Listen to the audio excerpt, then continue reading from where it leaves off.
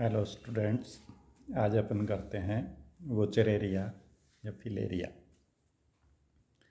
जो कि एक मनुष्य के अंदर पैरासाइट के रूप में पाया जाता है। वोचरेरिया बैंक्रॉफ्टाई को जो है कॉमनली फिलेरिया वर्म कहते हैं। यह मनुष्य का एक पैरासाइट है। इसका जो नाम वोचरेरिया बैंक्रॉफ्टाई रखा गया है, ये दो वैज्ञानिक थे जिन्होंने इसके अध्ययन से संबंधित इनका काफ़ी योगदान रहा इसमें, तो उनके नाम पर इसका नाम वोचरेरिया बैंक्रॉफ्टाई रखा। कि दो साइंटिस्ट जो थे, वोचेरर और बैंक्रॉफ्ट, इन दोनों के नाम पर इसका जो नामकरण किया गया है वोचरेरिया बैंक्रॉफ्टाई। क्लासिफिकेशन इसका phylum Nematoda, class Phasmida, order Filarioidea, genus Wuchereria, species bancrofti. Filaria या वोचरेरिया जो है, ये सूडोसिलोमेट होता है और ये लगभग वर्ल्ड में अधिकतर देशों में पाया जाता है, कुछ जो पोलर रीजन को छोड़ करके। मुख्य जो इसका प्रभाव है उसमें India, Arabia, Malaya, Korea, Japan, Brazil, South Pacific Iceland, तो इनके अंदर इसका ज़्यादा प्रभाव रहता है। यूरोप और नॉर्थ अमेरिका तथा अफ्रीका के अंदर ये कम या अनुपस्थित मिलता है। फिलेरिया जो है, ये ह्यूमन यानी मनुष्य के अंदर एक पैरासाइट के रूप में मनुष्य के ब्लड और उसके लिम्फ सिस्टम के अंदर पाया जाता है। इसकी लाइफ साइकिल दो अलग अलग होस्ट में कंप्लीट होती है, यानी ये डायजेनिक है। मेन होस्ट इसका मनुष्य, जिसमें एडल्ट फॉर्म में ये पाया जाता है, और जो सेकंड होस्ट इसका है वो फीमेल क्यूलेक्स मॉस्किटो के अंदर ये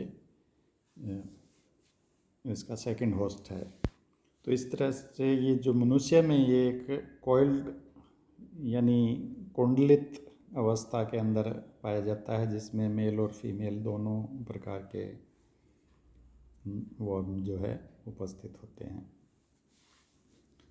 स्ट्रक्चर कि फिलेरिया वर्म जो नॉर्मली इसमें क्या इस तरह की इसकी बॉडी जो है वो लंबी, पतली, धागेनुमा, सिलेंड्रिकल होती है। ये क्रीमी कलर में होता है। इसका एंटीरियर एंड जो है वो ब्लंटली यानी बंद होता है, जबकि पोस्टीरियर एंड जो है थोड़ा पॉइंटेड होता है। मेल और फीमेल जो होते हैं वो एक दूसरे के साथ कॉइल्ड फॉर्म के अंदर लिम्फ ग्लैंड और लिम्फ वेसल्स के अंदर पाए जाते हैं। ये मेल और फीमेल वोचरेरिया दिखाए गए हैं कि मेल जो है थोड़ा बड़ा होता है, फीमेल थोड़ा छोटा होता है और कॉइल्ड होता है। इंटीरियर भाग में एक माउथ पाया जाता है। माउथ फेरिंग्स में खुलता है, फेरिंग्स एसोफेगस में, इंटेस्टाइन में, लास्ट जो पार्ट होता है एनस। तो इस तरह से इसका एलिमेंट्री कैनाल जो कंप्लीट होती है। वोचरेरिया जो है एक यूनिसेक्सुअल यानी मेल और फीमेल इसमें अलग अलग पाए जाते हैं, और सेक्सुअल डाइमॉर्फिज्म पाई जाती है, यानी मेल और फीमेल जो है बाहरी बनावट के आधार पर इनको पहचाना जा सकता है। फीमेल वर्म जो है वो थोड़ा लंबा व मोटा होता है मेल की तुलना में।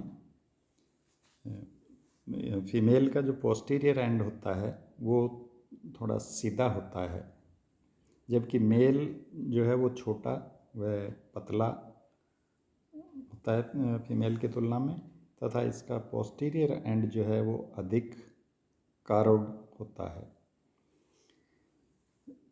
मेल के अंदर एक जोड़ी अनइक्वल पीनियल सिटी पाई जाती है। इसके अलावा इसमें कपुलेटरी पेपिले भी पाई जाती है। पैथोजेनेसिस यानी रोगजनकता। वोचेरेरिया बैंक्रॉफ्टाई जो है मुख्य रूप से इसका जो एडल्ट होता है वो बीमारियां फैलाता है। सिंपल जो लाइट इन्फेक्शन होता है उसमें ज़्यादा सिम्टम्स नहीं होते हैं। सिंपल बुखार आता है या सिर दर्द होता है या मेंटल डिप्रेशन रहता है, तो लाइट इन्फेक्शन में इस तरह के सिंपल सिम्टम्स होते हैं।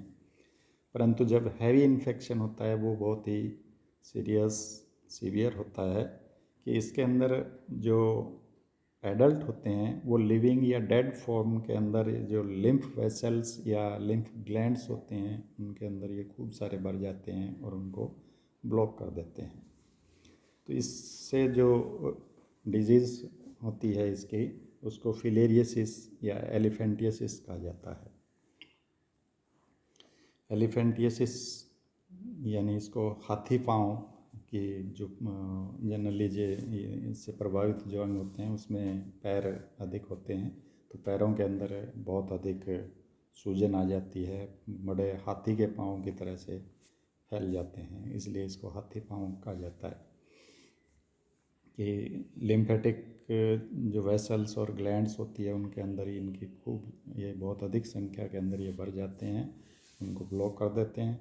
तो इस तरह से जो इससे प्रभावित ऑर्गन होते हैं जिनमें मुख्य रूप से जो लिम्ब्स होती है यानी जो पैर होते हैं वो इसके अधिक प्रभावित। इसके अलावा सक्रोटम और फीमेल के अंदर ब्रेस्ट जो होती है वो भी इससे प्रभावित होते हैं। ये पैर हाथी पाँव या एलिफेंटियोसिस को दिखाया गया है डायग्राम के द्वारा कि इस तरह से पैर जो है वो सोजिश आकर के बहुत बड़ा हाथी के पाँव की तरह हो जाता है। डायग्नोसिस कि मलेरिया जो फिलेरिया जो है ये ब्लड वेसल्स के अंदर बड़े बड़े दागे नुमा वॉर्म जो है इसमें मिल जाते हैं और इनको स्पीसीज के आधार पर आइडेंटिफाई किया जा सकता है। थेरेपी,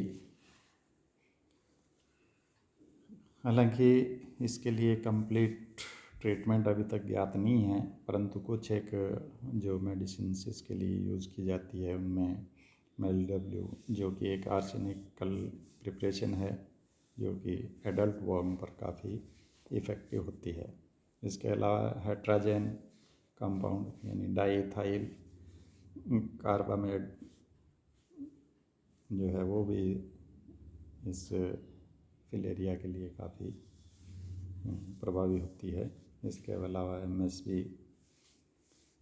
ये भी एक इनके जो लार्वी और जो इमेच्योर एडल्ट होते हैं उनको नष्ट करने के लिए